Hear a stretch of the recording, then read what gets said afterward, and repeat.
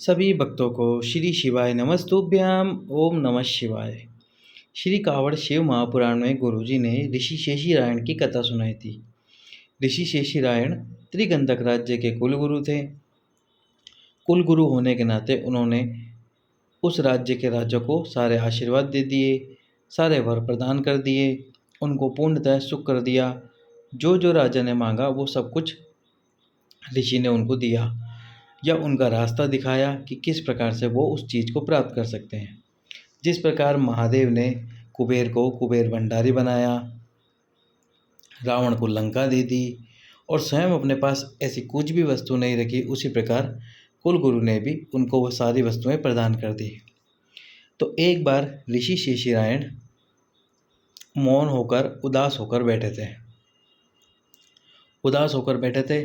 तो राजा ने उनसे पूछा, मन तो उनका हो रहा था कि वन में चले जाएं और आराधना करने लग जाएं, क्योंकि उनके कोई संतान नहीं थी।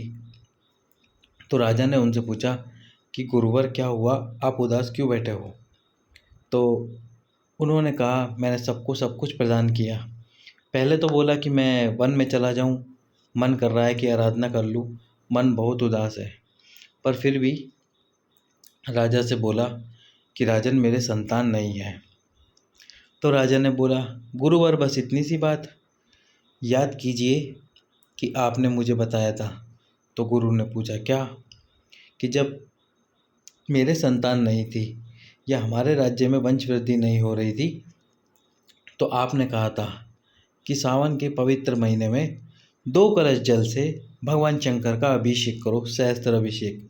जो सहस्त्र धारा होती है वैसे सहस्त्र अभिषेक करो, क्योंकि भगवान शंकर तुमको वंश की वृद्धि भी कराएंगे और संतान की प्राप्ति भी कराएंगे। तो आपके द्वारा बताए हुए 2 कलश जल के उपाय से मुझे संतान की प्राप्ति भी हुई, वंश की वृद्धि भी हुई। तो आप भी वो उपाय क्यों नहीं करते? क्योंकि महादेव की कृपा से ही भगवान कृष्ण को 1,77,186 बच्चे प्राप्त हुए थे। जब भगवान श्री कृष्ण के 16,108 रानियों के पुत्र नहीं हो रहे थे, संतान नहीं हो रही थी, तो उन्होंने एक एक रानी के साथ 11-11 दिन तक महादेव का अभिषेक किया, महादेव की पूजन अर्चना की और महादेव ने एक एक रानी से उनको 11-11 संतान का वर दिया था। तो जिस प्रकार श्री कृष्ण को संतान प्राप्त हुई, गुरुवर आप भी क्यों नहीं उसी प्रकार से उपाय करते हैं? तो फिर ऋषि शेषीरायण ने सावन के पवित्र महीने में नियम बनाया और 2 कलश जल प्रतिदिन भगवान शंकर को समर्पित करना प्रारंभ कर दिया। सावन के अंतिम दिन भगवान शंकर प्रसन्न हुए और उनको दर्शन दिए। दर्शन देकर उन्होंने गुरु ऋषि से पूछा कि मांगो, तुम क्या मांगते हो? तो ऋषि शेषीरायण ने कहा, मुझे पुत्र दीजिए प्रभु। तो भगवान शंकर ने कहा, कैसा पुत्र चाहिए? जो बोले वीर हो, तपस्वी हो, तेजस्वी हो, वीरों में वीर हो और जिसकी कभी मृत्यु ना हो, ना वो शस्त्र से मरे, ना अस्त्र से मरे, ना किसी पशु से उसकी मृत्यु हो, ना कोई यदुवंशी, ना कोई चंद्रवंशी, ना कोई सूर्यवंशी उनको मार सके। तो महादेव ने कहा, मृत्यु तो उसकी होगी। बोले, इस मृत्यु लोक में कोई ऐसा जन्मा नहीं जो कि अमर हो। बोले, मृत्यु तो उसकी होगी। तो गुरु ने कहा कि अगर मृत्यु भी निश्चित है तो फिर आप ये वरदान तो दीजिए कि वो ना किसी पशु से मरे, किसी अस्त्र से मरे, ना किसी शस्त्र से मरे। तो महादेव ने उनको वरदान तो दे दिया कि ठीक है, इसकी मृत्यु ना किसी शस्त्र से होगी, ना पशु से होगी और ना ही किसी हिंसक जानवर से, और ना ही कोई यदुवंशी, चंद्रवंशी या सूर्यवंशी इसको मार पाएगा। तो इस प्रकार से फिर उनकी पत्नी के संतान हुई, लेकिन संतान होते ही उनकी पत्नी की मृत्यु हो गई। अब ऋषि परेशान हो गए कि वे अकेले इस पुत्र को किस प्रकार से पाले।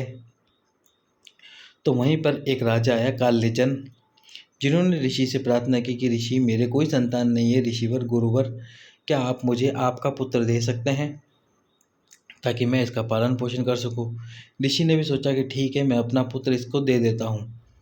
तो उन्होंने जब अपना पुत्र उनको दिया तो उसका नाम हुआ काल्यवन।